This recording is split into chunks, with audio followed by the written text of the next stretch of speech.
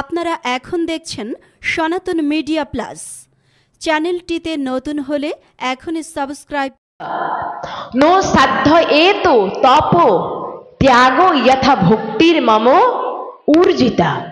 अर्थात हे उद्धव, आमी एकमात्र कर्मज्ञाने अनावृत সেই ভক্তির দ্বারা, সেই প্রেম ভক্তির দ্বারা যতটি বশীভূত হই, কোন প্রকার তপ যজ্ঞ দান ধ্যানের দ্বারা ততটা আমি সন্তুষ্ট হই না। কেন?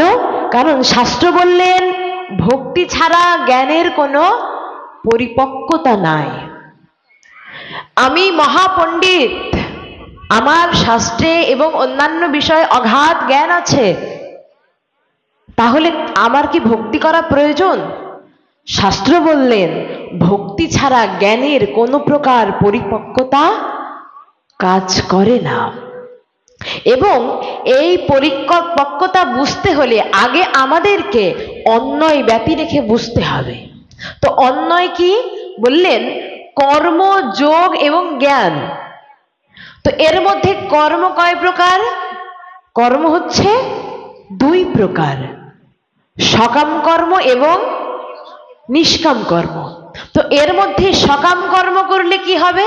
স্বর্গাদি প্রাপ্ত হবে এবং পরবর্তী জন্মে কোনো ধন্যাঢ্য কুলে বা কোনো উচ্চ বংশে জন্মগ্রহণ করা সম্ভব হবে। এবং নিষ্কাম কর্মের দ্বারা কি হবে না? চিত্তশুদ্ধি হবে। এবং শাস্ত্রানুশীলনের ফলে, সেই যোগানুশীলনের ফলে পরমাত্মা ও শাস্ত্রানুসারে জ্ঞান অনুশীলনের ফলে ব্রহ্ম অনুভূতি প্রাপ্ত করা সম্ভব হয়। তাহলে আমরা এক একটি কর্মের জন্য এক একটি ফল পেলাম। সকাম কর্মের জন্য স্বর্গলাভ, পরবর্তী জন্মে উচ্চ বংশে উচ্চ কুলে ধন্যাঢ্য গৃহে জন্মগ্রহণ। এবং নিষ্কাম কর্মের দ্বারা আমাদের চিত্তশুদ্ধি। এবং যখন আমরা যোগ অনুশীলন করব তখন পরমাত্মাকে আমরা উপলব্ধি করতে পারব এবং জ্ঞান অনুশীলনের ফলে ব্রহ্ম অনুভূতি ভিতরে জাগ্রত হবে। কিন্তু শাস্ত্র বললেন যদি ভক্তি অন্যয়মুখী না হয় তাহলে কোনো প্রকারেই কোনো মুক্তি হবে না। যদি ভক্তি এখানে মিশ্রিত না থাকে, ভক্তিকে যদি আশ্রয় না করা হয়, তবে কোনো প্রকার কর্ম করে আর কোনো মুক্তি পাওয়া সম্ভব নয়। কেন? কেন? আমি দান করছি, ধ্যান করছি, শাস্ত্রে বলেছে যে অশ্বমেধ যজ্ঞের ফল হয় অমুক দান করলে, গাভী দান করলে অনেক ফল হয়, তাহলে আমার কেন ফল হবে না? বললেন যে ভক্তি মুখ নিরীক্ষ যোগ জ্ঞান। চৈতন্য চরিতামৃতে বলল যে ভক্তি মুখ নিরীক্ষ যোগ জ্ঞান। অর্থাৎ এই যে কর্ম, যোগ এবং জ্ঞান, এদের দেবার নিজস্ব কোনো ক্ষমতা নেই। অর্থাৎ কোনো কিছুর পুণ্য স্বরূপে, কোনো কিছুর ফল স্বরূপে যেই বস্তুটি দিতে প্রদান করতে হবে, সেই ক্ষমতাটি কর্ম, যোগ এবং জ্ঞানের মধ্যে নেই। তাহলে এই সামর্থ্যটি কার আছে? বললেন ভক্তি মুখ নিরীক্ষ যোগ জ্ঞান। অর্থাৎ যদি এই জ্ঞান এবং যোগ কর্মকে ফল প্রদান করতে হয় তাহলে ভক্তিকেই আশ্রয় করতে হবে, তা ভিন্ন আর হবে না। ভক্তির দিকেই তারা নিরীক্ষণ করে আছেন, ভক্তির দিকেই চেয়ে আছেন। কর্ম, জ্ঞান এবং যোগ মার্গ ভক্তি মহারানী কৃপা করবে, তবেই তারা ফল প্রদান করতে সমর্থ হবে। বললেন অন্যয়মুখী না হয়ে যদি নিষ্কাম কর্ম করা হয় তাহলে চিত্তশুদ্ধি হবে না। যদি অন্যয়মুখী না হয়ে জ্ঞান অনুশীলন করা হয় তাহলে ভিতরে ব্রহ্ম অনুভূতি জাগবে না।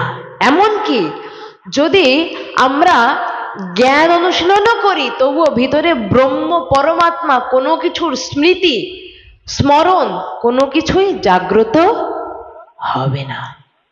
সুতরাং ভক্তির কত প্রাধান্য অন্যান্য মার্গ আদি আমাদের সামনে প্রদর্শন করিয়াছেন। ত্রেতা যুগে দশরথ নন্দন রাজীব লোচন মর্যাদা পুরুষোত্তম শ্রী রামচন্দ্র তার বাল্যলীলাকালীন সময়ে সে একটু দূরে বসে খেলা করছে, তার সঙ্গীদের সহিত সে খেলা করছে। বাল্যলীলায় তো সকলেই খেলাধুলা করে। তখন সে অতীব আনন্দের সহিত তার সখাদের সঙ্গে মুহূর্তটুকু ব্যয় করছে। তো এমন সময়ে রাজা দশরথ প্রসাদ পেতে বসেছেন। শ্রী রামচন্দ্রের পিতা রাজা দশরথ তখন প্রসাদ পেতে বসেছে এবং তখন তার মন এবং চিত্ত এবং চোখ সবগুলো তার সেই স্নেহের পুত্রের দিকে চলে গিয়েছে, রামচন্দ্রের দিকে চলে গিয়েছে। কারণ বেচারা সকাল থেকে প্রসাদ পায়নি, তো ডাকছে যে হে রাম, বাছা আমার, আসো প্রসাদ পেয়ে নাও। আমি প্রসাদ পাচ্ছি, তুমি আমার সাথে বসে একসাথে কিছু প্রসাদ তুমি গ্রহণ করো, তারপরে না হয় আবার খেলায় যাবে। তো এইভাবে অনেকক্ষণ ধরে ডাকছে। শ্রী রামচন্দ্র শুনছেনও, অনেকটা দূরে অবস্থান করেছেন এমন না, যেখানে অবস্থান করেছেন সেখান থেকে রাজা দশরথের বাক্য তিনি শুনতে পাচ্ছেন, কিন্তু তিনি আসছেন না, গ্রাহ্য করছেন না। তো এইভাবে দশরথ বেশ কয়েকবার ডাকলেন, কিন্তু কোনো সাড়া পেলেন না। তো যখন এরূপ অবস্থা, তখন বাবা দশরথ মাতা কৌশল্যাকে ডাকছেন, বলছে আচ্ছা দেখো তো, অনেক সময় দেখা গিয়েছে যে আমি ডাকলেও রামচন্দ্র আসে না, তুমি ডাকলে আসে, তুমি একটু ডেকে দেখো তো প্রসাদ পেতে আসে কিনা, সকাল থেকে কিছু গ্রহণ করেনি, একটু নিয়ে এসো, একটু প্রসাদ পাক। তখন মাতা কৌশল্যা ডাকছে, একবার ডেকেছে, ওহে রাম, প্রসাদ পাবে, এসো প্রসাদ পেয়ে দাও, সকাল থেকে তো কিছু গ্রহণ করেনি। তো যখনই মাতা একবার ডেকেছে, ঠিক তখনই শ্রী রামচন্দ্র চলে এসেছে। তো প্রভু যেন এখানে সংকেত দিয়ে বোঝাতে চাইলেন যে এখানে দশরথ হলেন জ্ঞানমূর্তি। প্রভু সংকেত দিয়ে বোঝাচ্ছেন এখানে পিতা দশরথ হচ্ছেন জ্ঞানমূর্তি। প্রভু বলতে চেয়েছেন যে শুধুমাত্র জ্ঞানমূর্তি আমাকে ডাকলে আমি কখনো যাই না। এই জগতে যদি কখনো শুধু জ্ঞান আমাকে ডেকে থাকে তাহলে আমি যাই না, কিন্তু যখন প্রেম ভক্তি আমাকে একবার ডাকে আমি আর না যেতে পারি না। প্রেম ভক্তি যখন একবার ডাকে আমি আর না যেতে পারি না। ভক্তি বিনা কেবল জ্ঞানে মুক্তি নাহি হয়, ভক্তি সাধন করে যেই প্রাপ্ত ব্রহ্মলয়। ভক্তির স্বভাব ব্রহ্ম হইতে করে আকর্ষণ, দিব্য দেহ দিয়া করে কৃষ্ণের ভজন। ভক্তি দেহ দিয়া করে কৃষ্ণের ভজন। এবং পরে কি বললেন, ভক্ত দেহ পাইলে হয় গুণের স্মরণ, গুণাকৃষ্ট হইয়া করে নির্মল ভজন।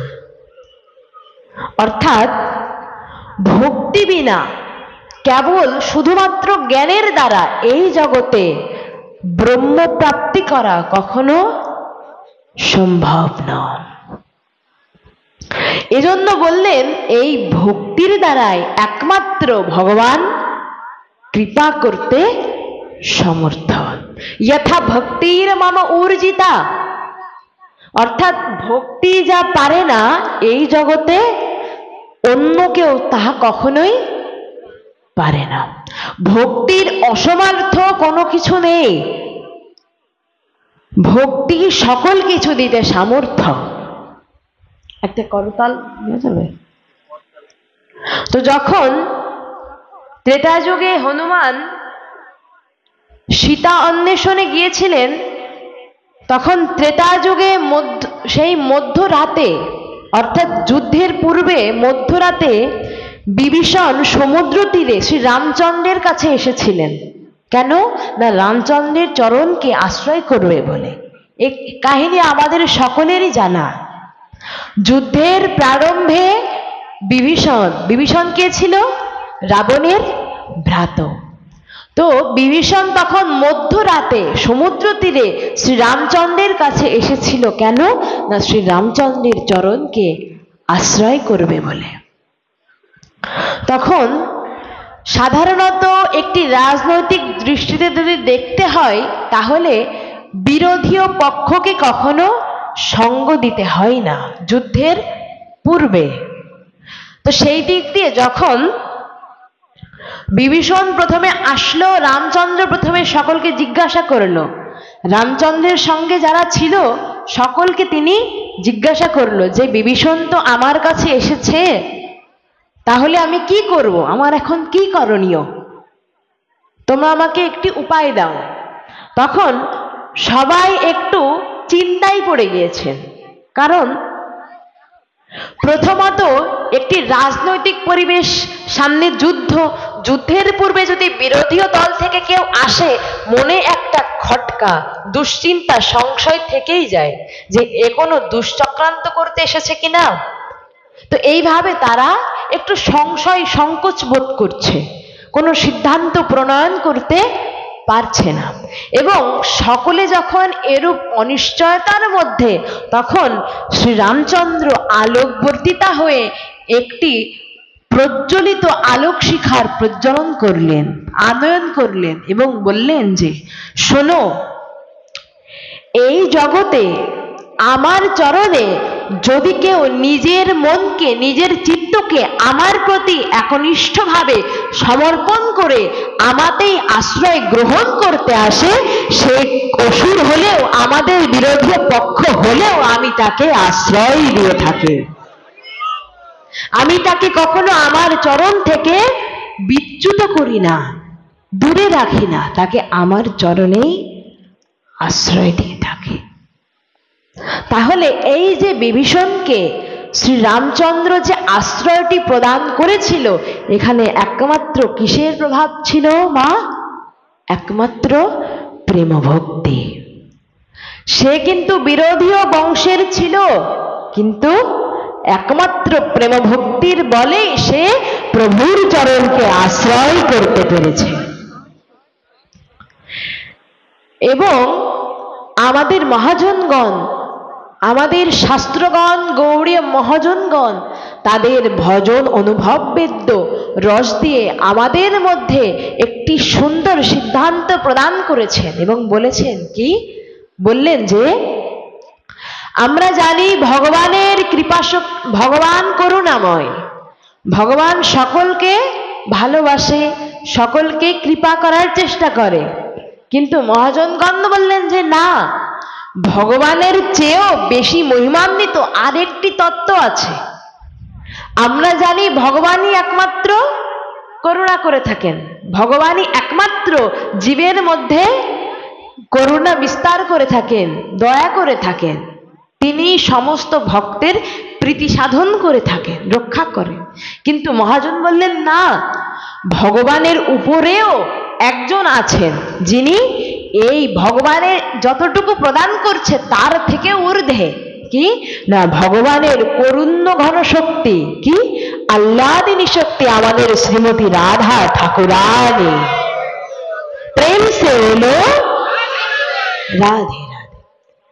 ভগবানের যে আহ্লাদিনী শক্তি, সেটি হচ্ছে ভগবানের থেকেও বেশি কৃপাময়, বেশি করুণ্য শক্তি। আচ্ছা, এই যে কারুণ্য শক্তি, এটি ভগবানের থেকেও বেশি করুণাময়, কৃপাময় কেন? কেন এত দয়ালু? প্রশ্ন তো থাকতেই পারে যে কৃপা শক্তি তো ভগবানের, তাহলে ভগবানকে প্রাধান্য না দিয়ে কেন আমরা এই কৃপা শক্তি, কারুণ্য ঘন শক্তিকে কেন প্রাধান্য দিচ্ছি? আচ্ছা, আকাশে যখন সেই পূর্ণিমা তিথিতে পূর্ণ শশধর পূর্ণ শশীকলা বিস্তার করে অবস্থান করে, তখন সেই চন্দ্রের তপরাজের সেই স্নিগ্ধতা, সেই আলোটা কোথা থেকে পাই? সূর্য থেকে, তাই তো? চন্দ্রের একটি বিশেষ গুণ আছে, চন্দ্র নক্ষত্রের বিশেষ গুণ আছে। আমাদের শাস্ত্র বলেছেন চন্দ্র কি? নক্ষত্র। কিন্তু সায়েন্স বলেছে চন্দ্র কি? উপগ্রহ। তো এজন্য অনেকে এটি নিয়ে দ্বিমত পোষণ করতে পারে। চন্দ্র যে নক্ষত্র, এটি প্রমাণ কোথায়? না, শ্রীমদ্ ভাগবত গীতাতে।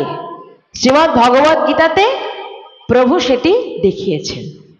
তো কেন বলেছেন? কারণ চন্দ্রের মধ্যে এমন একটি বিশেষ গুণ আছে যার জন্য সে ওই জ্যোতিষ্ক অর্থাৎ সূর্যের থেকে আলোটি গ্রহণ করতে পারে এবং প্রদান করতে পারে। তো সূর্যের আলোই তো আলোকিত চন্দ্র। তো সূর্যের যেই প্রখর তাপরাশি যখন মধ্যাহ্নকালীন সময় আমাদের মধ্যে বিস্তার করে, আমাদের সুখ হয় তো, ভালোবাসি তো সেই সূর্যের আলোক রশ্মিকণাকে, বরং আমাদের যেন অসহ্য লেগে যায়, আমরা সহ্য করতে পারি না, অপছন্দের। কিন্তু যখন সেই পূর্ণিমায়, যখন সেই পূর্ণিমা তিথিতে সূর্যের সেই আলোটুকু চন্দ্রে প্রতিভাত হয়ে চন্দ্রদেব যখন আমাদের মধ্যে বিস্তার করেন, তখন সেটি ভালো লাগে তো, বরং তখন সেটি অতীব স্নিগ্ধময় মধুরময় লাগে। ঠিক তদ্রূপ ভগবান হচ্ছেন সূর্য স্বরূপ। ভগবান হলেন সূর্য স্বরূপ, অর্থাৎ সেখানে কৃপাকণা আছে বটে, কিন্তু যখনই সেই সূর্য থেকে সেই কৃপাকণা, সেই আলোকরশ্মি, কৃপারশ্মি শ্রীমতী রাধা ঠাকুরানীতে পড়ছে, তখন সেটি স্নিগ্ধতার পরিচয় করে সমস্ত ভক্তকে প্রতিস্নাত করে তুলছে। এটাই হচ্ছে ভগবানের করুণ্য ঘন শক্তির মহিমা। ভগবানের এই কারুণ্য ঘন শক্তির মহিমা ভাষায় বলে বোঝানো সম্ভব নয়। অন্তত মাদৃশ অধম এই জীবাধমের মুখ থেকে তো কখনোই সম্ভব নয়। যদি শ্রী গুরুদেব কৃপাপূর্বক এবং আমাদের গৌড়ীয় মহাজনগণ কৃপা আশীষ প্রদান করেন, তবে অবশ্যই আমরা সেই কারুণ্য শক্তির লীলা বিস্তার সম্পর্কে কিঞ্চিত মাত্র আস্বাদন করতে পারব। শ্রীমতী রাধা ঠাকুরানীর এতটাই করুণা যা ভাষায় বলে বোঝানো সম্ভব না। একবার কি হয়েছে, বৃন্দাবনে বার্সানাতে একজন বাবার স্ত্রী দেহ ত্যাগ করেছে। তিনি তার স্ত্রীকে অনেক ভালোবাসতো, অনেক ভালোবাসতো তার প্রিয়াকে, এবং তার স্ত্রীর সহধর্মিণীর নাম ছিল কিশোরী। তার সহধর্মিণীর নাম ছিল কিশোরী। তো যখন তার স্ত্রীটি দেহত্যাগ করেছে, তখন তাকে সমস্ত প্রকার শোকে জর্জরিত করে রেখেছে। যখন কোনো প্রিয় ব্যক্তির বিয়োগ হয়ে যায়, তখন সেই দুঃখ, সেই বিরহ কখনো বলে বোঝানো সম্ভব না।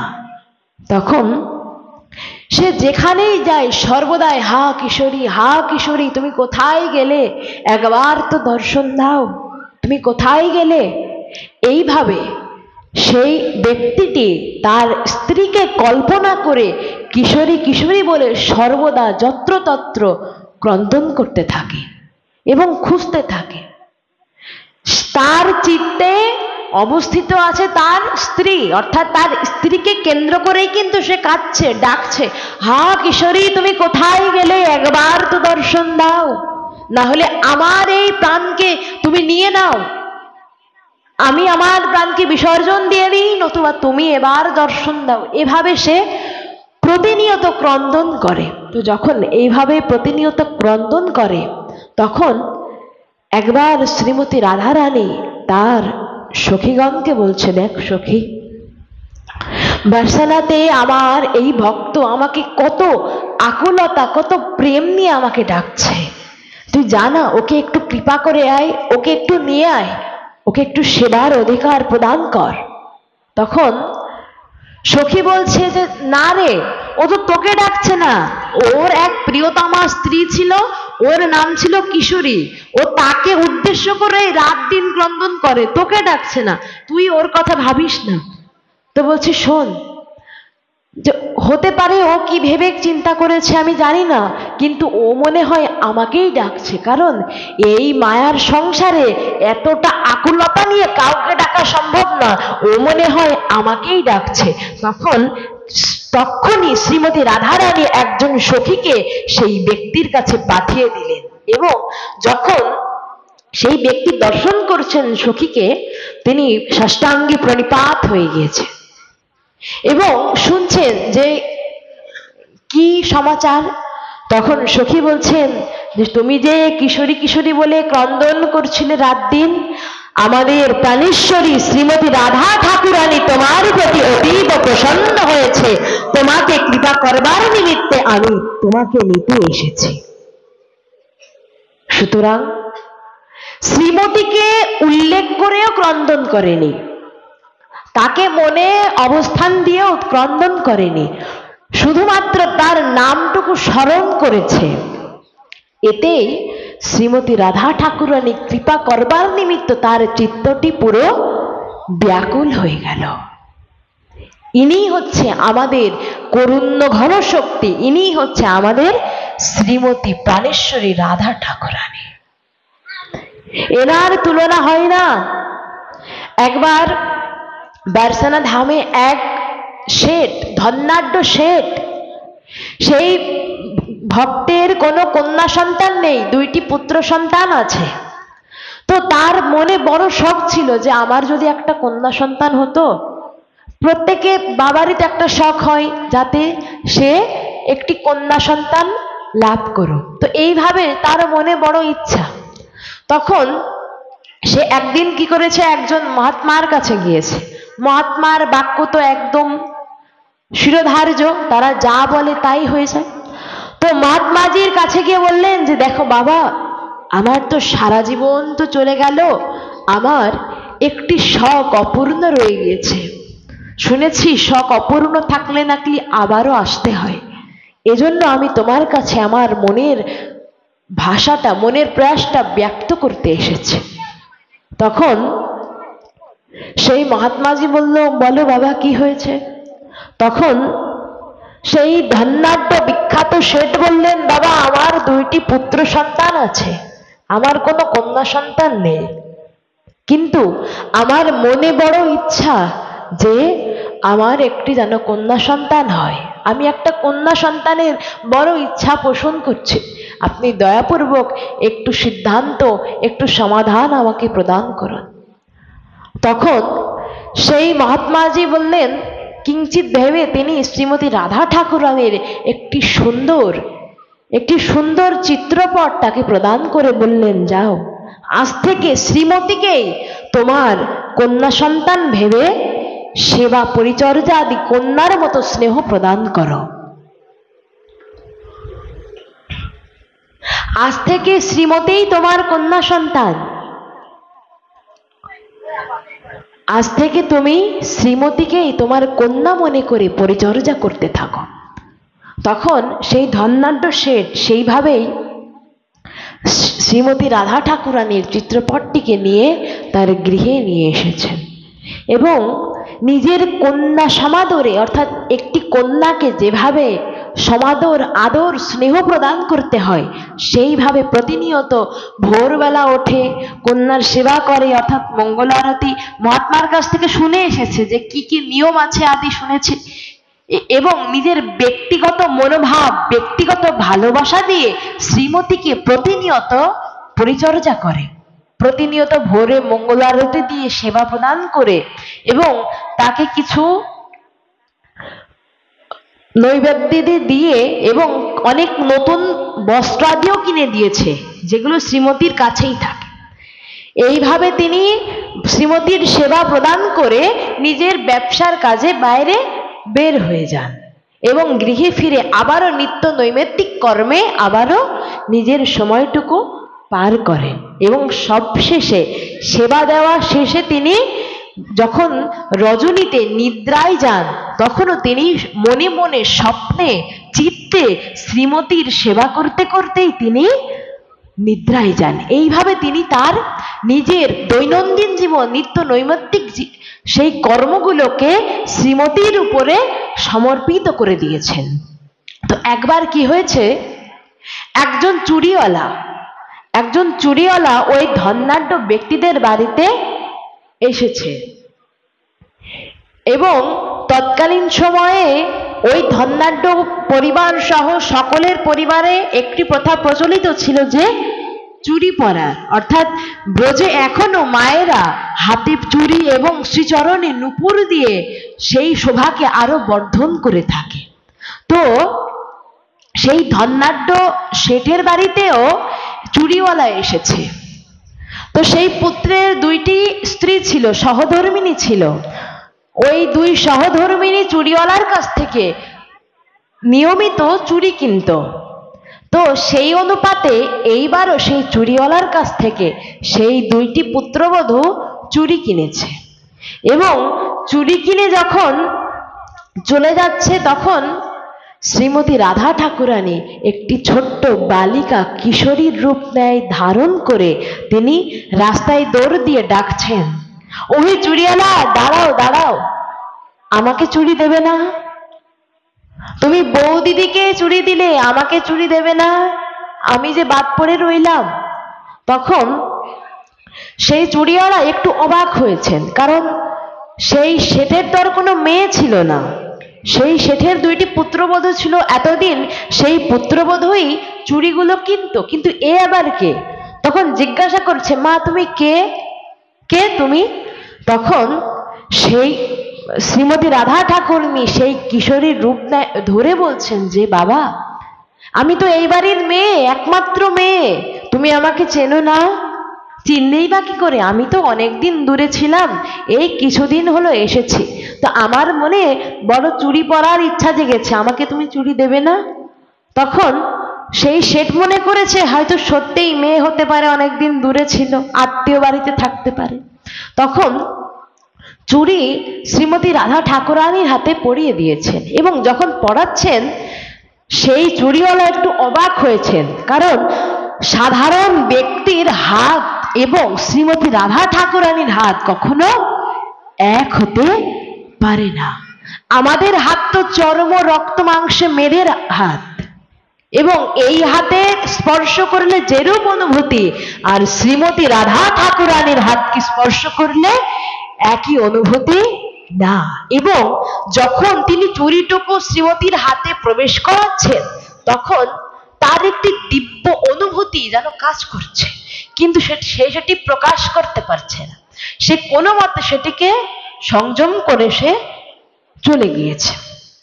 এবং সন্ধ্যাবেলা সেই চুরিওয়ালা শেঠের দোকানে গিয়েছেন ওই চুরির দাম নেবার জন্য।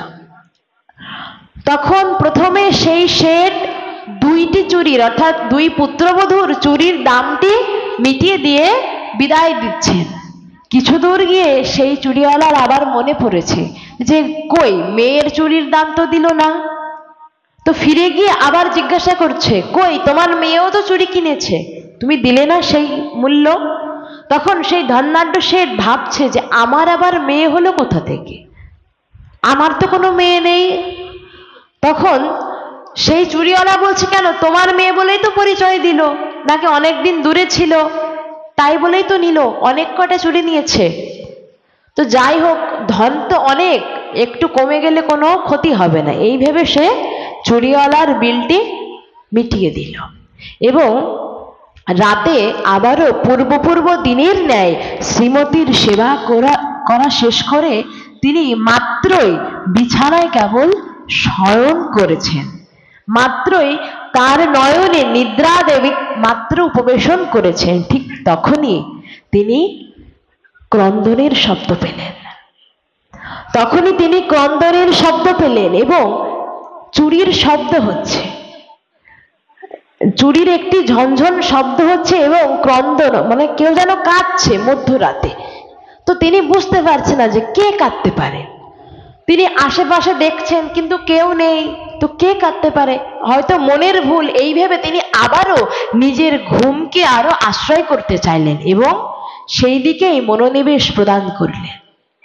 কিন্তু দেখা গেল না, আস্তে আস্তে ক্রমশ তার চরণটা ভিজে যাচ্ছে, চরণটি ভিজে যাচ্ছে এবং দেখা যাচ্ছে যে এক প্রকারে সেখানে কিছু পিচ্ছিল জাতীয় বস্তুর স্পর্শ, অর্থাৎ যদি কোনো স্থানে রক্ত পড়ে সেই রক্ত শুকিয়ে গেলে সেখানে একটু পিচ্ছিল অনুভূত হয়। তো দেখছেন যে তার চরণটি ভিজে যাচ্ছে এবং পিচ্ছিল ভাব অনুভূত হচ্ছে। তখন তিনি লাফ দিয়ে উঠে বসেছে এবং দেখছেন যে তার শ্রী বিগ্রহ অর্থাৎ তার শ্রী সিংহাসনে শ্রীমতী রাধা ঠাকুরানীর যে চিত্রপটটি ছিল সেই শ্রীমতী রাধারানী স্বয়ং একই স্বরূপে তার চরণ ধরে ক্রন্দন করছে।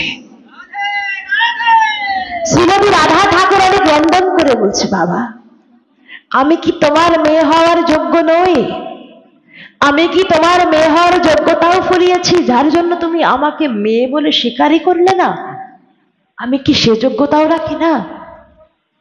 এইভাবে তিনি ক্রন্দন করছেন এবং ক্রন্দন করতে করতে ওই যে হাতের যে ঘর্ষণ হচ্ছিল সেই ঘর্ষণের ফলে কাচের চুড়ি তো ভেঙে শ্রীমতীর হাতের মধ্যে বেশ খানিকটা ঢুকে রক্তও বের হয়েছে। শ্রীমতী রাধা ঠাকুরানী তার চরণ জল দিয়ে একজন সামান্য মানুষের, সামান্য ব্যক্তির, তিনি কখনো সামান্য নন, কারণ শ্রীমতী রাধা ঠাকুরানী যার চরণে পড়েন তিনি কখনো সামান্য হতে পারেন না, অবশ্যই তিনি অতীব ভক্তির অধিকারী। একজন ব্যক্তির চরণ ধরে শ্রীমতী কাঁদছেন, কোনো সাধারণ কথা? আজ পর্যন্ত কোনো ভগবান কেঁদেছেন? আজ পর্যন্ত কোনো ভগবান ভক্তের পা ধরে কেঁদেছেন আমার জানা নেই। শ্রীমতী রাধা ঠাকুরানী একমাত্র উজ্জ্বল দৃষ্টান্ত, যিনি চরণ ধরে ক্রন্দন করেছেন এবং তখন সেই শেঠটি শ্রীমতী রাধা ঠাকুরানীর চরণ ধরে ক্ষমা প্রার্থনা করলেন যে মা আমার মনে ছিল না, আমি ব্যবসায়ের চাপে নিজের মস্তিষ্ক বিকৃত হয়ে গিয়েছিল, আমি বুঝতে পারিনি, তুমি আমাকে ক্ষমা করো মা, তুমি চলে যেও না, এবার থেকে আমার মন লাগবে। এবং পরবর্তী সময়ে সেই বাবার মনে তীব্র বৈরাগ্যতা বশত কারণে তিনি উচ্চকোটির মহাত্মা হিসেবে পরিগণিত হলেন। সুতরাং শুধুমাত্র চরণাশ্রয় করেছিলেন, শুধুমাত্র মেয়ে বলে স্বীকৃতি দিয়েছিলেন, তার কথা সর্বক্ষণ মনেও রাখেননি।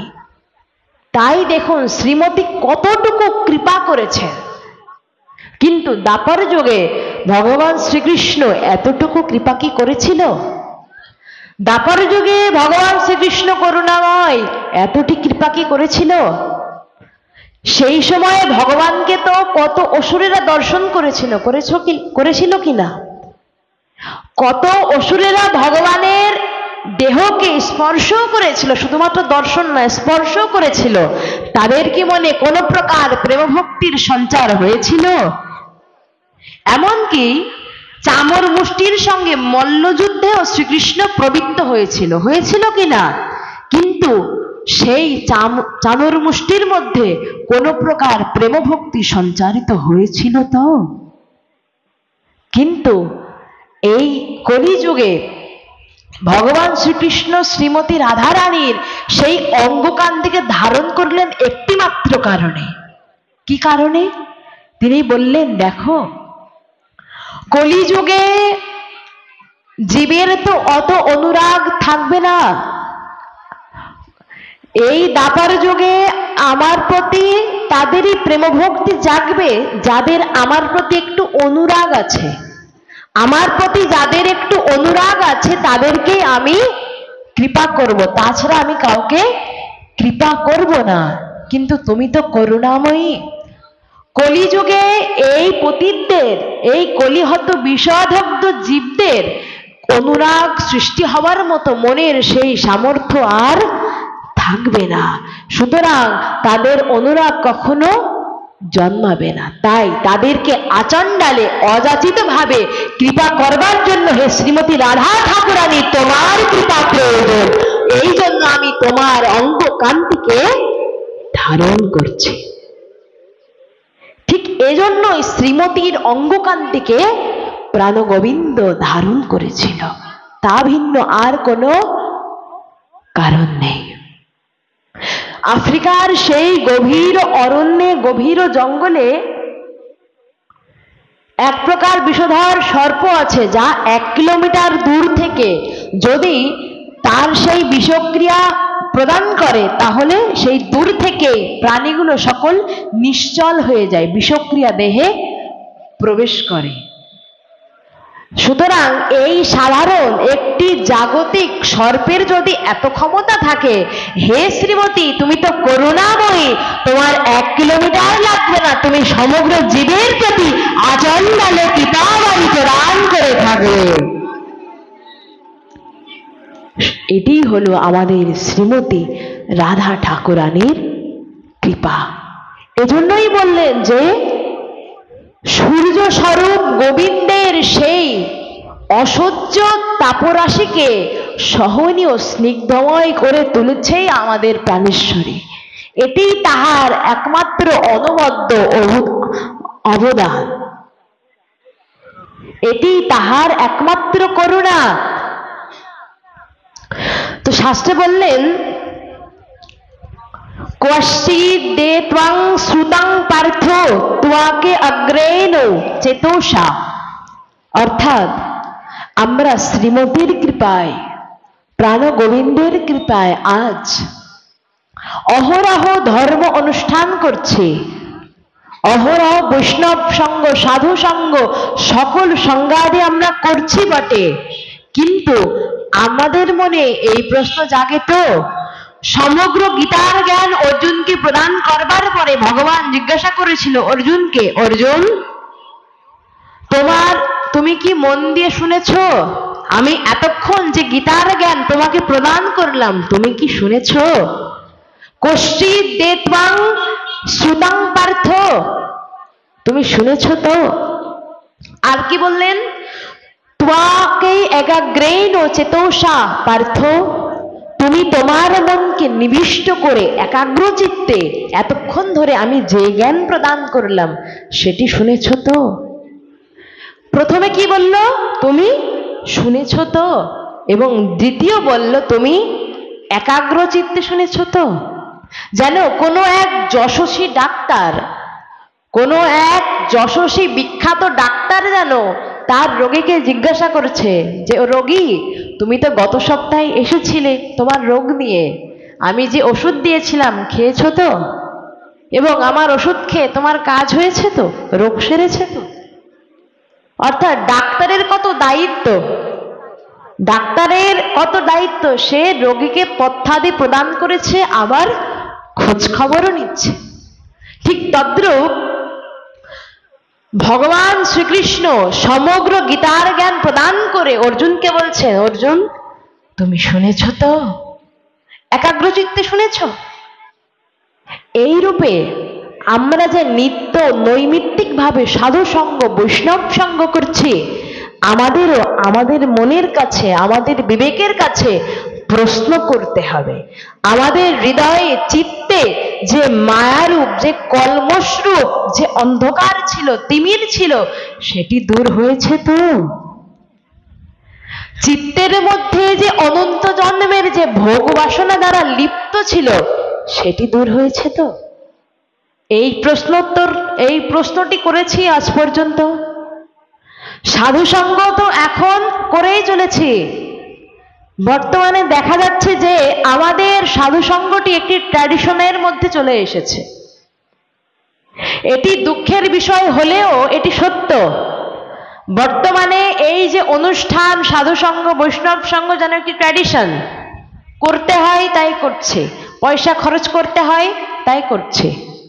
এই গোপালগঞ্জ মুকসুদপুর অঞ্চল আমাদের শ্রদ্ধেয় বিল্বমঙ্গল জেঠুর অতীব অতীব প্রিয় এবং সম্মানের জায়গা, কারণ এইখানে আপনাদের মতো নিষ্কিঞ্চন গৌর ভক্তবৃন্দের চরণ ধূলি প্রাপ্ত করা সম্ভব।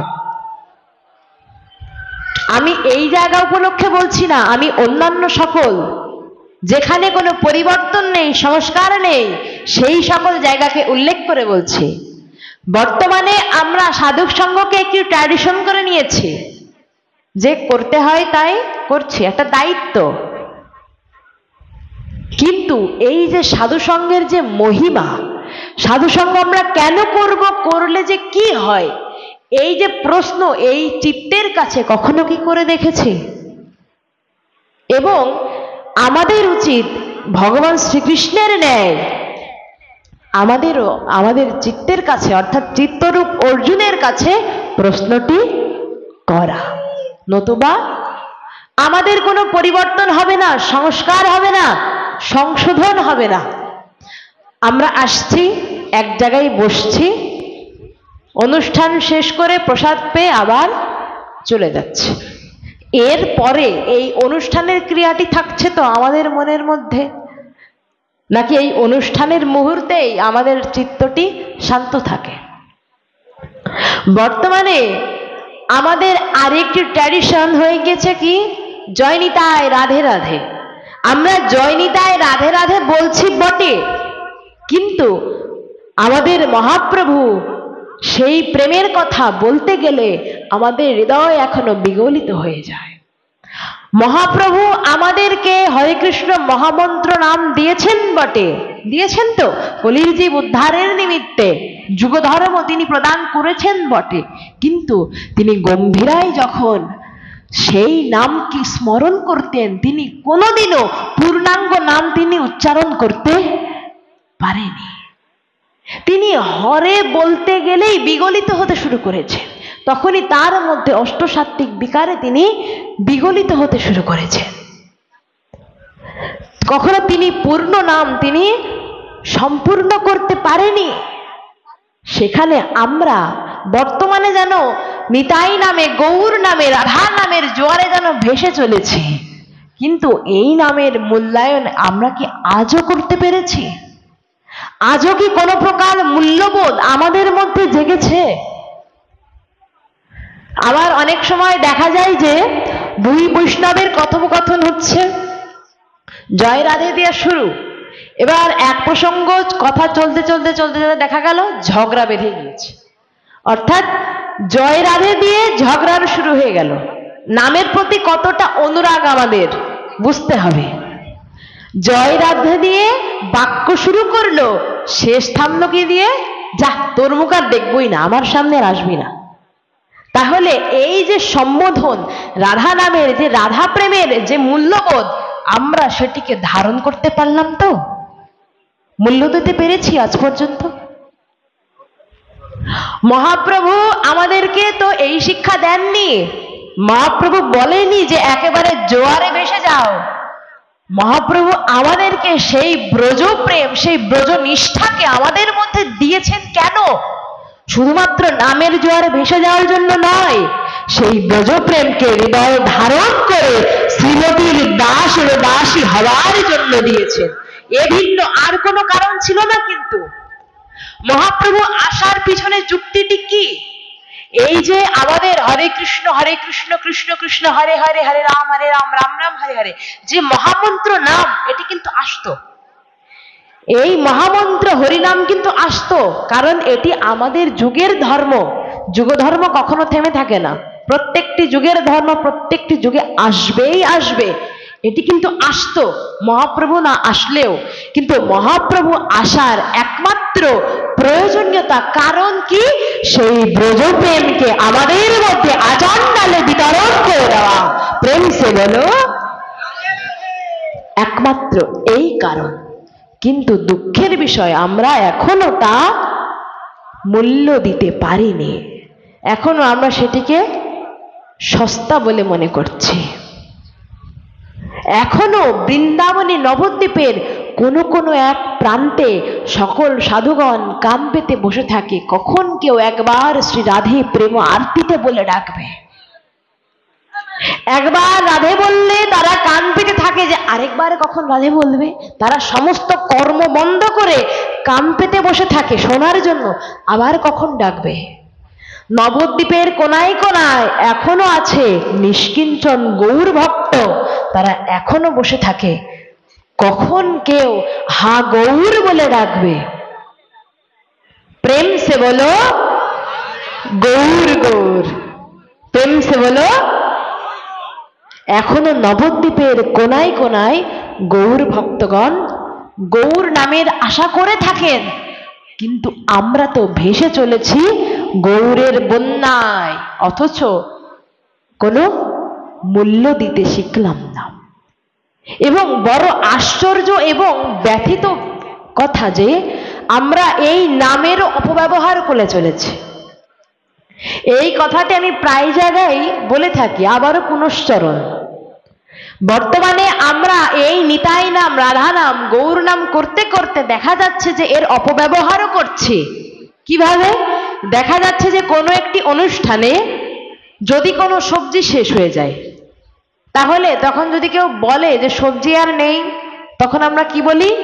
নিতাই গৌর হরিবোল হয়ে গিয়েছে বলি তো, এটা সবাই বলি। আবার যদি কোনো দুই ব্যক্তি বা দুই বৈষ্ণব দীর্ঘদিন ধরে পরিচয় নেই, এর মধ্যে একজনের প্রাপ্তি হয়ে গিয়েছে, তো অপর ব্যক্তির কাছে যদি শোনা হয় যে আচ্ছা ওই ব্যক্তির কি হয়েছে, দেখি না তো তাকে, তখন কি বলে যে হরিবোল হয়ে গিয়েছে। আচ্ছা, এইখানে যে নিতাই গৌর হরিবোল আর যে হরিবোল বলা হলো, এর মানেটি কি দাঁড়ালো? শেষ হয়ে গিয়েছে আর মারা গিয়েছে, এই না বোঝানো? অর্থাৎ সবজি নিতাই গৌর হরিবোল হয়ে গিয়েছে, সবজি শেষ হয়ে গিয়েছে, আর ওই ব্যক্তি মারা গিয়েছে, ওই ব্যক্তি হরিবোল হয়ে গিয়েছে। তাহলে নিতাই গৌর হরিবোল মানে কি শেষ হয়ে যাওয়া নাকি শুরু হওয়া? শাস্ত্র বললেন যে এই হরিনাম কখনো কাউকে মারে না, এই হরিনাম হলো মৃত্যু সঞ্জীবনী সুধা। হরিনামকে কি বললেন, কি বিশেষণ দিলেন? মৃত্যু সঞ্জীবনী সুধা। কেন বললেন? কারণ এই নাম জীবের মধ্যে, একটি মৃতের মধ্যে প্রাণ সঞ্চার করে থাকেন, কখনো কারো প্রাণ নিয়ে থাকেন না। গৌরাঙ্গ মহাপ্রভুর লীলাতে সারঙ্গ ঠাকুরের উপাখ্যান থেকে আমরা জানতে পারি, সেই জীবন অমীয় জীবন সুধা থেকে আমরা জানতে পারি সারঙ্গ ঠাকুর তার সারা জীবনেও কাউকে দীক্ষা প্রদান করবে না। তখন প্রভু একবার তাকে খুব ধরেছে যে ঠাকুর, তুমি তোমার সারা জীবন ব্যয় করলে কাউকে দীক্ষা দেবে না, তোমার ঠাকুরকে, তোমার বিগ্রহকে কে সেবা দেবে? একটা তো অন্তত শিষ্য করো। তখন সারঙ্গ ঠাকুর বলছে, না, আমি কোনো শিষ্য করব না, আমার কোনো শিষ্য করার কোনো আবশ্যকতা নেই, আমার কোনো যোগ্যতা নেই। সারঙ্গ ঠাকুর কি বলেছিল? আমার কোনো যোগ্যতা নেই। অথচ তিনি তার সারা জীবন, নিজের পুরো জীবন ভগবানের সেবার জন্য নিয়োজিত করে দিয়েছেন, একমাত্র সমর্পণ করে দিয়েছেন। তিনি বললেন আমার কোনো যোগ্যতা নেই, ভগবান ছাড়া তার আর কোনো কথা ছিল না। তিনি নিজেকে গুরু হিসাবে অস্বীকার করলেন, অযোগ্য মনে করলেন।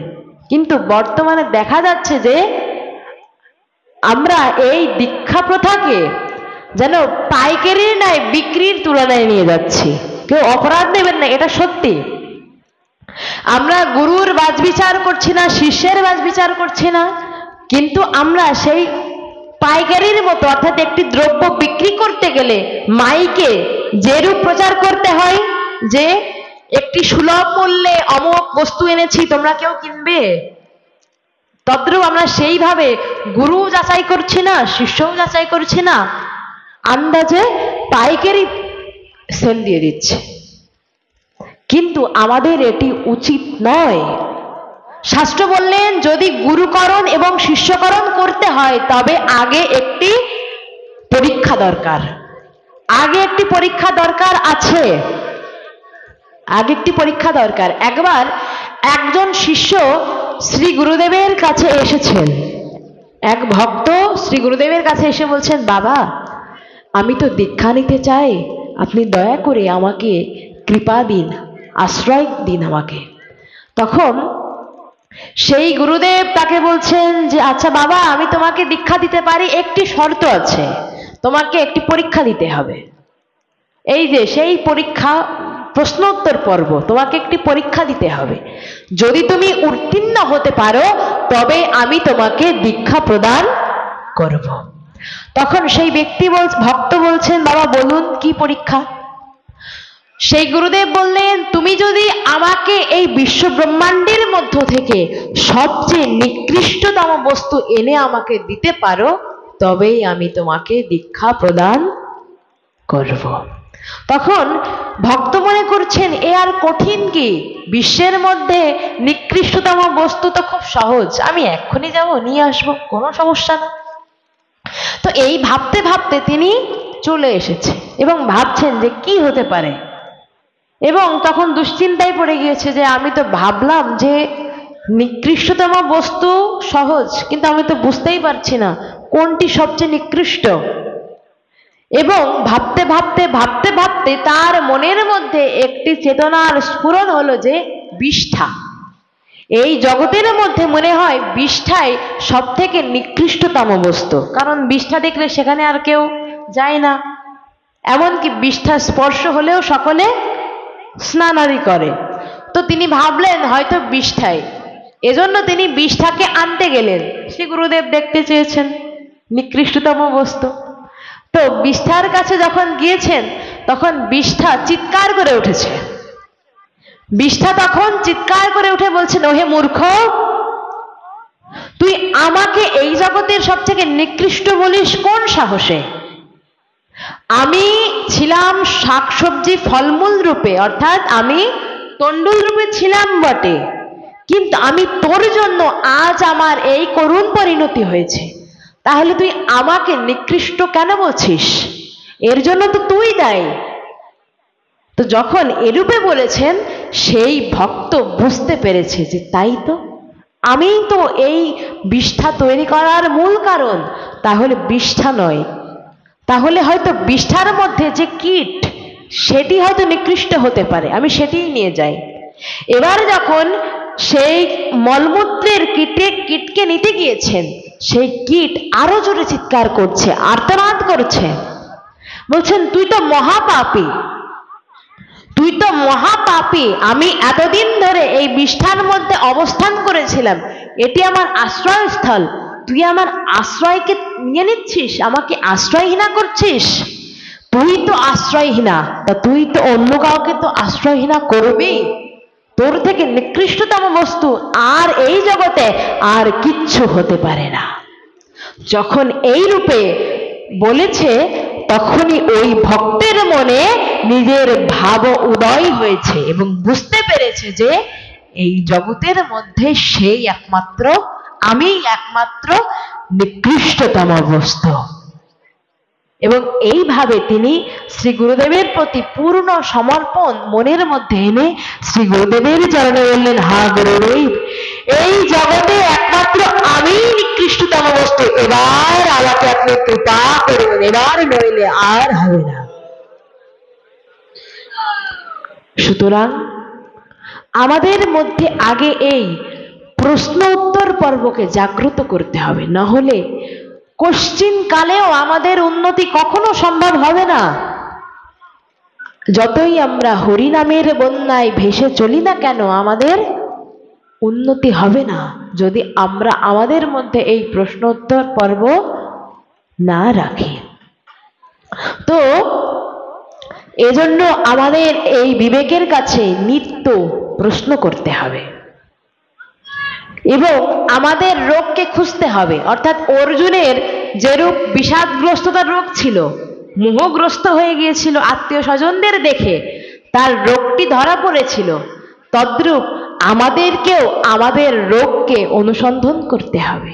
আমাদের রোগটি কি, কি রোগে আমরা ভুগছি, আমাদের রোগকে যদি আমরা অনুসন্ধান করতে পারি তবেই আমরা একমাত্র এর ঔষধ আদি পথ্য উপায় অনুসন্ধান করতে পারব, তাছাড়া পারব না। তাই এবার আমাদের বিবেকের কাছে এবার প্রশ্ন করা যাক। তো আমাদের সমস্যা কি? বিবেক বলল যে না, আমি নানা প্রকার কাল কবলিত হয়ে, দুঃখগ্রস্ত মোহগ্রস্ত হয়ে নানা প্রকার দুঃখ কষ্টের শিকার হচ্ছি। আমার মধ্যে কোনো সুখ নেই, অত্যান্তিক সুখ আমার মধ্যে নেই, আমি কোনো অত্যান্তিক কল্যাণ করতে পারছি না, আমার মধ্যে শুধু দুঃখ। কাল কবলিত হয়ে, জরাগ্রস্ত মোহগ্রস্ত হয়ে আমি শুধুমাত্র অন্ধকারে ভুগছি এবং আমার মনের মধ্যে অনন্ত জন্মের ভোগ বাসনা দ্বারা সেটি পুরোটুকু কভার আপ করে আছে। সেখানে অমানিসার মতো তিমির অন্ধকার। আর এই অন্ধকারের পিছনে একমাত্র কারণ কি? বললেন অজ্ঞানতা। আমাদের মনের মধ্যে যে অমানিসার অন্ধকার, এই অন্ধকারের পিছনে একমাত্র কারণ হলো আমাদের হৃদয়ে চিত্তের অজ্ঞানতা। তা আমাদের মধ্যে কিসের অজ্ঞানতা? বললেন কে আমি, কেনে আমায়, যারে তাপত্রয়, ইহা না জানি জীবের কৈসে হিত হয়। চৈতন্য চরিতামৃতে কি বললেন?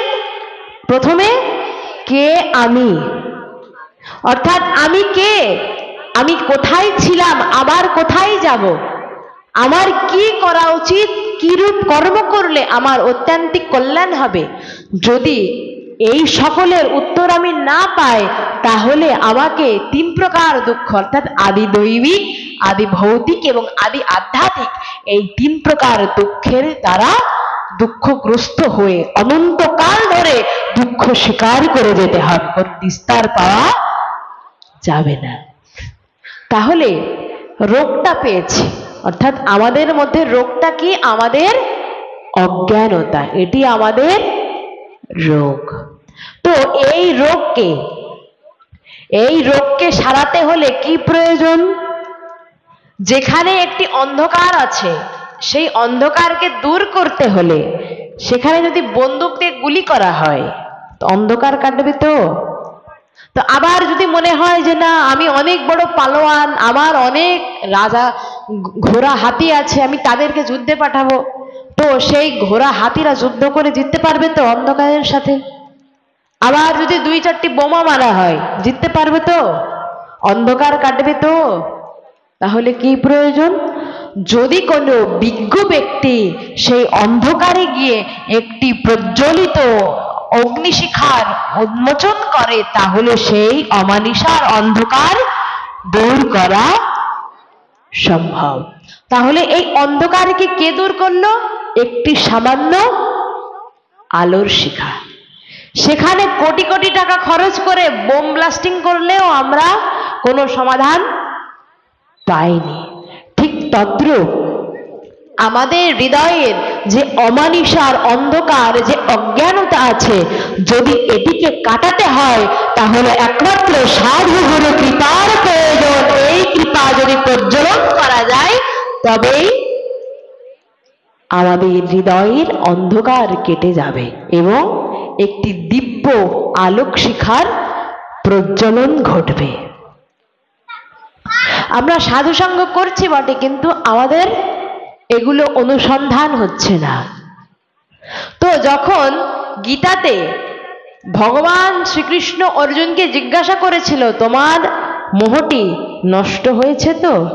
তখন অর্জুন কি উত্তর দিয়েছিল? যে নষ্ট মোহ স্মৃতির লব্ধা তৎ প্রসাদান্ময় চ্যুত স্মিত হস্মি গত সন্দেহ করিষ্যে বচনং তব। অর্থাৎ হে প্রভু, আমার মনের মধ্যে যে মোহগ্রস্ততা, যে বিষাদগ্রস্ততা, যে দুঃখ ছিল, তা সকল কিছু দূর হয়েছে। নষ্ট মোহ স্মৃতির লব্ধা, অর্থাৎ আমার মধ্যে যে মায়াটি কাজ করছিল, সকল কিছু দূরীভূত হয়েছে। তো ভগবান যদি আমাদেরকে জিজ্ঞাসা করে যে ওহে কিশোরী, এই আজীবন তো 40 বছর, এত বছর ব্যাপী তো হরিকথা শ্রবণ করলে, সাধুসঙ্গ করলে, তো তোমার মোহ নষ্ট হয়েছে তো? দুঃখ কষ্ট দূর করতে পেরেছ? তখন আমি কি বলতে পারবো যে নষ্ট মোহ স্মৃতির লব্ধা, আমার মোহ নষ্ট হয়েছে, বলতে পারবো তো? কেন? কারণ আমার মধ্যে সেই সৎসাহসটি এখনো গড়ে ওঠেনি।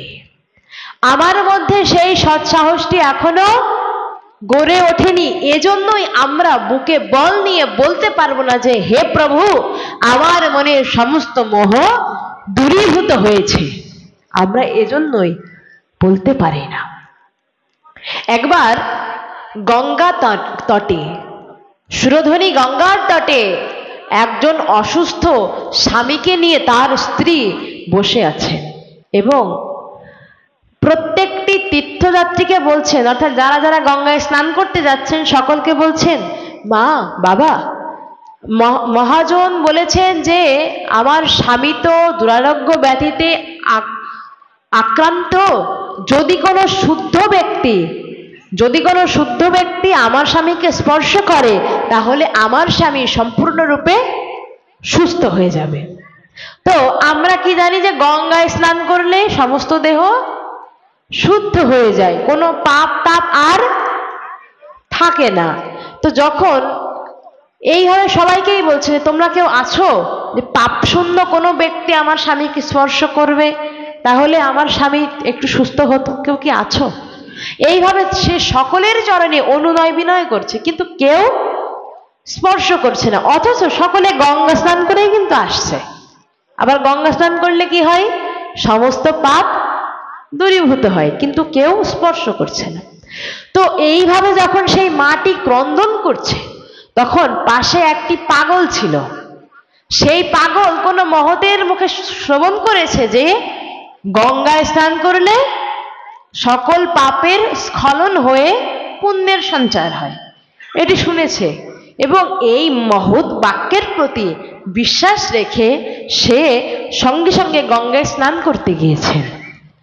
গঙ্গায় স্নান করে এসে সাথে সাথে যখনই ওই শয্যাগত ব্যক্তিকে, সেই মরণশায়ী ব্যক্তিকে যখনই স্পর্শ করেছেন, সঙ্গে সঙ্গে সেই ব্যক্তি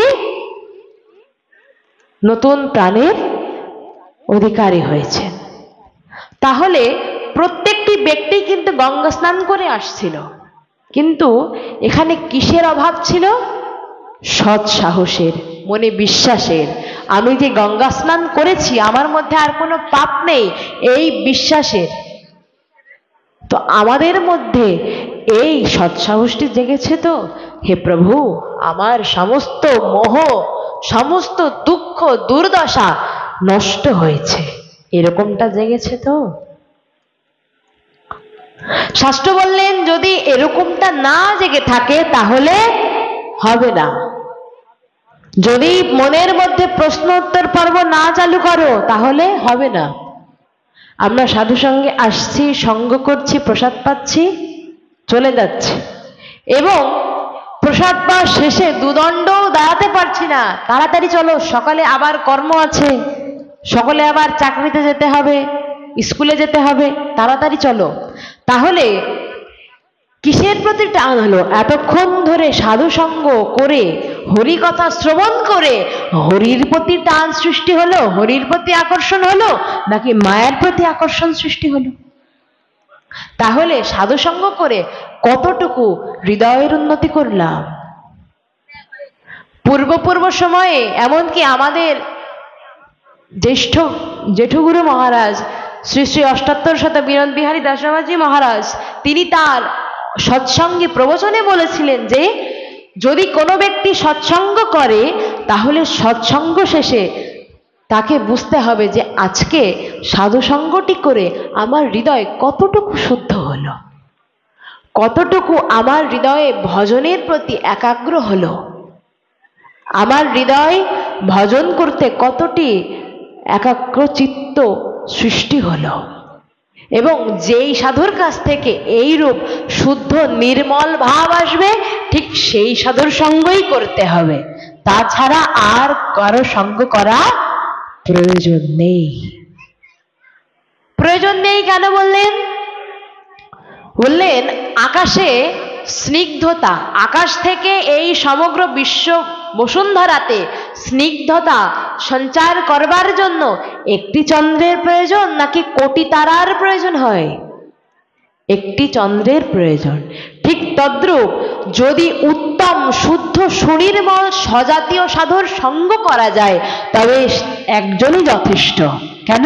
কারণ সেই একজন শুদ্ধ অনুভবী সাধুই তার ভজন অনুভব বেদ্য অনুভূতি দ্বারা পাপী হৃদয়কে সর্বদা গলিয়ে দিতে সক্ষম হয়ে থাকে। এই জন্য শুদ্ধ সুনির্মল স্বজাতীয় সাধুর সঙ্গ করা প্রয়োজন। নতুবা প্রেমে নতুবা মনে শান্তি জাগবে না, নতুবা মনে কোনো উন্নতি হবে না। তাই ভগবান আমাদেরকে অর্থাৎ এই সাধুজনকে বৈষ্ণবজনকে তাদের বেশভূষা প্রদান করছেন। অর্থাৎ ভক্তদের বেশভূষা কেমন হতে হবে, কেমন হলে তিনি সন্তুষ্ট হন, সেটির দিগদর্শন তিনি আমাদেরকে দিচ্ছেন কে?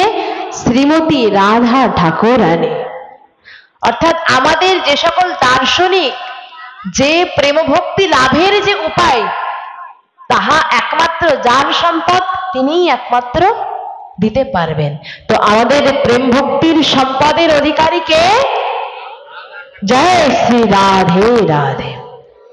তো শ্রীমতী রাধা ঠাকুরানী আমাদেরকে সেই নির্দেশনাই দিচ্ছেন যে ভক্তদের সাধুদের বেশভূষা কেমন হওয়া উচিত। একবার অভ্যন্তরীণ লীলার কিঞ্চিৎ কাল পূর্বে সখীগণ শ্রীমতীকে বলছেন, রাধে তাড়াতাড়ি বেশভূষা পরে নে, যদি বাঁশি বেজে যায় তাহলে তো আর সজ্জিত করবার মতন ধৈর্য থাকবে না, তাড়াতাড়ি বেশভূষা পরে নে। তখন প্রাণেশ্বরী তার মরমী প্রেম আরতিতে উত্তর দিচ্ছেন সখীগণকে, কাজ কি ভূষণে সই কাজ কি ভূষণে, মন যে করে শ্যামের তরে পরাণে তা জানে। কি বললেন? কাজ কি ভূষণে সই কাজ কি ভূষণে, মন যে করে শ্যামের তরে পরাণে তা জানে। অর্থাৎ হে সখী, আমার আর বাহ্য বেশভূষা দিয়ে কি হবে? আমার আর বাহ্য বেশভূষা দিয়ে কি হবে? আমার চিত্ত যদি তার প্রতি সমর্পিত হয়ে থাকে তাহলে সেই না হয় আমাকে একটু সজ্জিত করে নেবেন, আমার পরাণী না হয় সেই বিষয়ে জ্ঞাত থাকবেন। আমার তো আর এখানে কোনো অধিকারই নেই, আমি আর কি সজ্জিত করব? তারপরে কি বললেন? শ্রীমতী বললেন তার নয়নের ভূষণ, যে আমার নয়ন ভূষণ শ্যাম দর্শন, শ্রবণ ভূষণ গুণে চরণ ভূষণ হরি সভাতে গমন, মনের ভূষণ হরি মননে। লাইনটি কি বললেন? এটি কোনো সাধারণ পয়ার বা লাইন নয়, কিন্তু শ্রীমতী রাধারানী আমাদেরকেই শিক্ষা দিচ্ছেন যে আমার নয়ন ভূষণ শ্যাম দর্শন। অর্থাৎ শ্রীমতীর নয়নের ভূষা কিন্তু কাজল, আমরা সকলেই জানি। শ্রীমতী বললেন শুধুমাত্র এখানেই তোমরা সীমাবদ্ধ থেকো না, এটি আমার আসল ভূষণ নয়, আমার নয়নের ভূষণ কাজল, এর উপরেও আরেকটি ভূষণ আছে। কি বললেন? শ্যাম দর্শনই আমার একমাত্র নয়নের ভূষণ। আর আমার কর্ণের ভূষণ কি? কর্ণের ভূষণ শান্ত কুন্তল হয়ে থাকে, কানের দুল ঝুমকো কুন্তল হয়ে থাকে, কিন্তু শ্রীমতী বললেন না, আমার কর্ণের ভূষণ তার গুণে। অর্থাৎ একমাত্র তার গুণ আদি শ্রবণ করাই হলো আমার কর্ণের ভূষণ। আমরা সেই ভূষণগুলো পরাতে পারছি তো? সেই অলংকারে নিজের দেহকে সাজাতে পারছি তো? আবার চরণের ভূষণ কি বললেন? সাধারণত চরণে আমরা মল পরে থাকি, নূপুর পরে থাকি। শ্রীমতী বললেন চরণের ভূষণ, চরণের ভূষণ শুধুমাত্র এটিই না, হরি সভাতে গমনই হলো আমার চরণের ভূষণ। এটি হলো আমার চরণের ভূষণ। আর আমার মনের ভূষণ কি? এতক্ষণ তো বাইরে সাজালে, তা আমার মনের ভূষণটি কি? বলল মনের ভূষণ হরি মননে, অর্থাৎ একমাত্র হরি পাদপদ্ম চিন্তনই হলো আমার মনের ভূষণ। ইহা ভিন্ন আর কোনো ভূষণ নেই। আর কি? করের ভূষণ শ্রীপাদ সেবন, বদন ভূষণ নামে। অর্থাৎ করের ভূষণ অর্থাৎ আমার এই হস্তের ভূষণটি কি বললেন? ভগবানের শ্রী রাতুল চরণার বিন্দে একটু সেবা করা, এটি হলো আমার করের ভূষণ। আর আমার বদনের মুখের ভূষণ কি? না, সেই প্রাণেশ্বরের প্রাণ গোবিন্দের সেই গুণলীলা কথা রসামৃত রসকে সর্বদা বলি আগানোই হলো আমার বদনের ভূষণ। কিন্তু আমরা এই অলঙ্কারে, এই শালঙ্কারে দেহকে সজ্জিত করতে পারছি তো? বাহ্যিক দেহ তো সুন্দর করে সজ্জিত করছি, তো আমাদের এই সুন্দর অলঙ্কারে, শ্রীমতীর প্রণয়নকৃত অলঙ্কারে এই দেহকে ভূষিত করতে পারছি তো? দিবস রজনী কত আবল তাবল পাঁচাল পরিয়া যাও, এর মধ্যে কি একবার হরি বলতেন আরো? অর্থাৎ আমরা রাত দিন কত অপ্রয়োজনীয় গ্রাম্য কথা বলে থাকি। আমি তো বলি আপনারা সজ্জন নিষ্কিঞ্চন গৌর ভক্ত, আপনারা সর্বদা হরি কথাতেই নিবিষ্ট। আমি তো বলি রাত দিন ব্যাঙের মতো গ্রাম্য কথা বলেই চলেছে। ব্যাঙ কি করে? ব্যাঙ কি করে? সবসময় অপ্রীতিকর আওয়াজ করেই চলে, যার কোনো প্রয়োজন নেই, ভিত্তি নেই। এই ভিত্তিহীন আওয়াজ শেষ পর্যন্ত কি হয় না ব্যাঙের মৃত্যু ডেকে আনে। কিভাবে? সাপ বুঝতে পারে ব্যাঙ কোথায় আছে, এইভাবে ব্যাঙের অপ্রীতিকর আওয়াজ তার মৃত্যুই ডেকে আনে। তদ্রূপ মাদৃশ অধমের, মাদৃশ জীবাধমের এই নিত্য প্রতিদিন ব্যাঙের মতন আবল তাবল গ্রাম্য কথা বলবার ফলে আমি কি পাবো? শেষমেশ সেই ব্যাঙের মতোই আমার মৃত্যুটি হয়ে যাবে, আমার আর ভগবত প্রাপ্তি হওয়া হলো না, হলো না।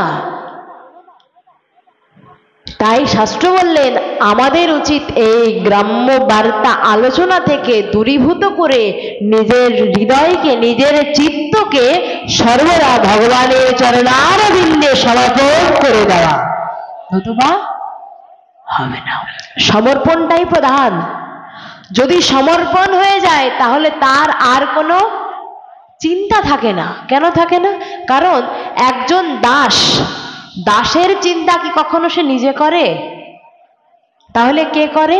না দাসের একটি ভরসা থাকে যে আমার একটি মালিক আছে, আমার একটি মালিক আছে, আমার মালিকই আমার জন্য নিশ্চয়ই ভালো কোনো কিছু রেখেছেন। যদি তার কাছে মনে হয় খারাপ, তবুও সে বলে যে আমার মালিক আমার জন্য ভালো কিছুই রেখেছেন, আমাকে অপেক্ষা করতে হবে। সুতরাং আগে আমাদেরকে এই পূর্ণ সমর্পণটুকু প্রয়োজন, নতুবা হবে না। এবং আমাদের জিহ্বার ভূষণটি কি? আমাদের জিহ্বার ভূষণটি কি? জিহ্বার ভূষণ হিসাবে বলতে লাগলেন যে একমাত্র ভগবত প্রসাদাদি গ্রহণই হলো জিহ্বার ভূষণ। কিন্তু একটি দুঃখের কথা, একটি হৃদয়ের ব্যথা, বর্তমানে আমাদের পরিবেশ হয়ে গেছে কিরকম?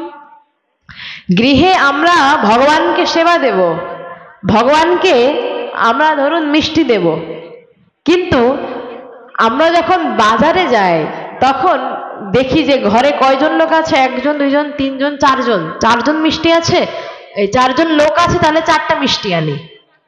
অর্থাৎ মিষ্টি কিনলাম চারজনের জন্য, তো সেটা যদি ভগবানকে অর্পণ করা হয়, ভগবান গ্রহণ করবে তো? বললাম ভগবানকে ভোগ দেব, অথচ গুনলাম ঘরের লোক কয়জন, হলো তো সেবার কর্ম।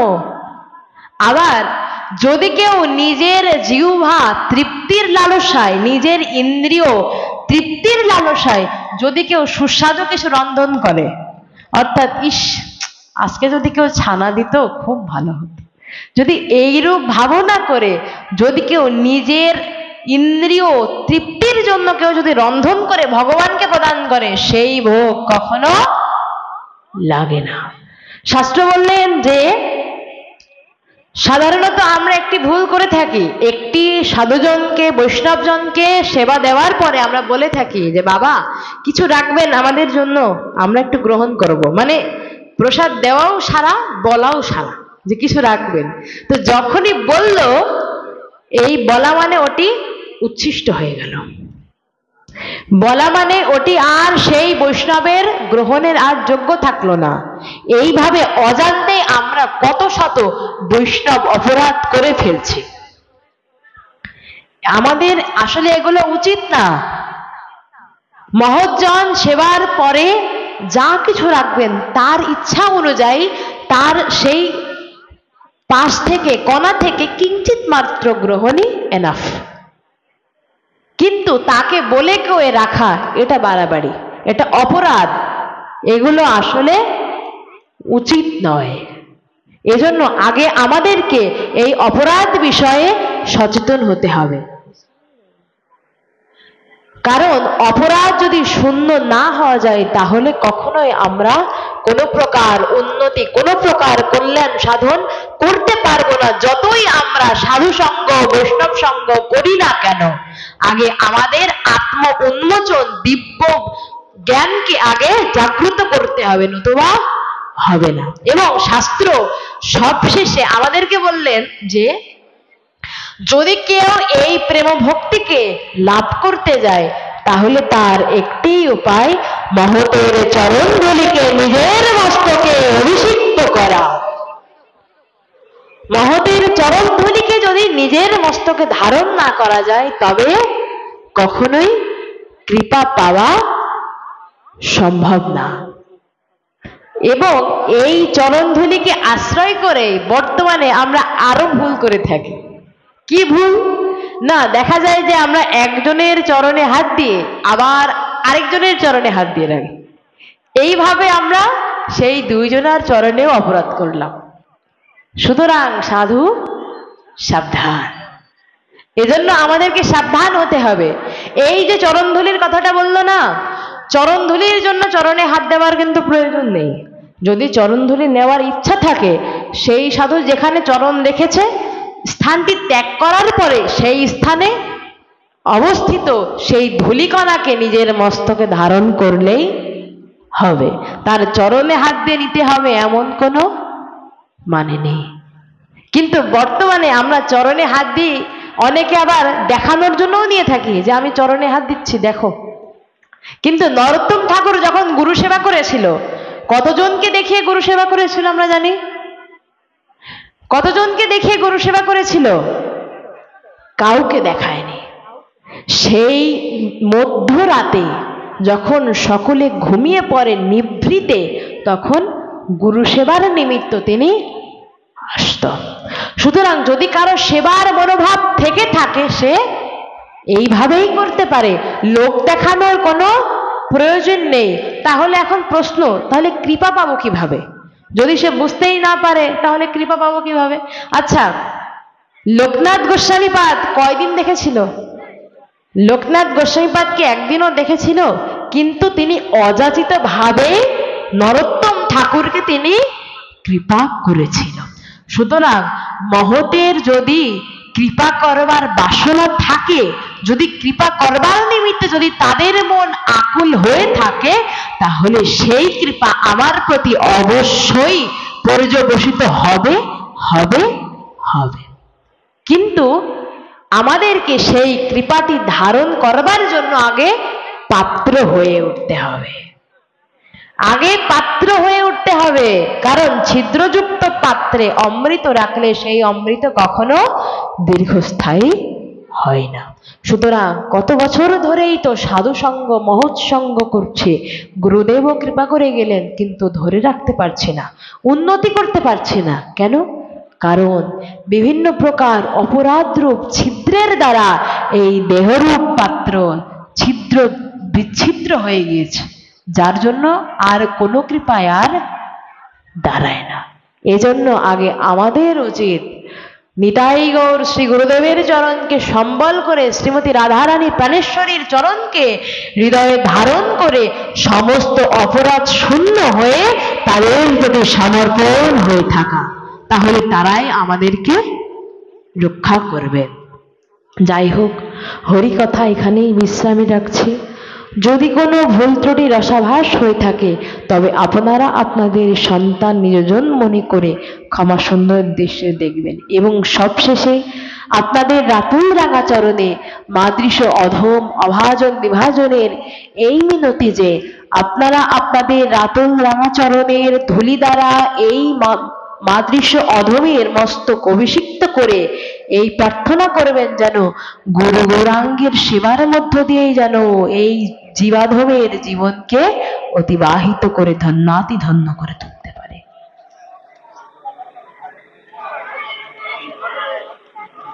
জয় রাধে। বিশেষ সুসংবাদ, আগামী 19শে জ্যৈষ্ঠ এবং 20শে জ্যৈষ্ঠ রোজ রবি ও সোমবার আমাদের জ্যেষ্ঠ গুরুভ্রাতা কুম্ভমেলার মহামণ্ডলেশ্বর গৌড়ীয় বৈষ্ণব জগতের উজ্জ্বল মুকুটমণি মহন্ত শ্রীশ্রীল মুরারীমোহন দাস বাবাজি মহারাজের চরণাশ্রিত বর্তমান রাধা মুরারীমোহন কুঞ্জের মহন্ত শ্রী শ্রীল অষ্টোত্তর শত শ্যামসুন্দর দাস বাবাজি মহারাজ হরিকথা আস্বাদন করাবেন এবং 19শে জ্যৈষ্ঠ শ্রী বিল্লমঙ্গল দেবনাথ আমাদের শ্রদ্ধেয় জেঠুজি উপস্থিত থাকবেন এবং সেখানে দীক্ষাদান অনুষ্ঠান হবে। যারা যারা দীক্ষা নিতে চান